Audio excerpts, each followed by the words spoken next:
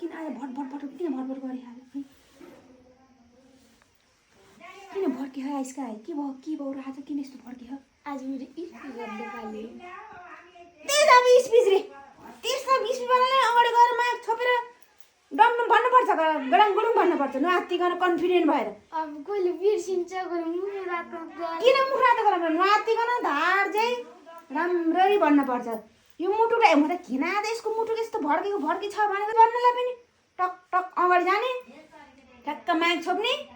तर त्यही मतलब जो स्पिच भन्ने हो तिमीले त्यो भन्ने नआत्तिकन कन्फिडेन्ट भएर पुरा किन आत्तिनु पर्यो किन मुख रातो गराउनु किन सक्नु पर्यो नलजाइकन राम्ररी भन्ने बुझिस् कि नै अब त्यस्तो भन्दा हुन्छ कस्तो मुटु आर्के गर्नै पर्दैन कि मुटुलाई डर बनाएर गर्नुपर्छ किन आत्तिनु पर्यो त्यहाँ स्पिच भन्नलाई पनि यत्रो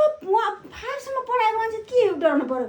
यत्रोको हुर्काएर पढाएर गरेर राम्ररी भन्नुलाई भन्नु पो पढाउने हो कि होइन अगाडि बढाउला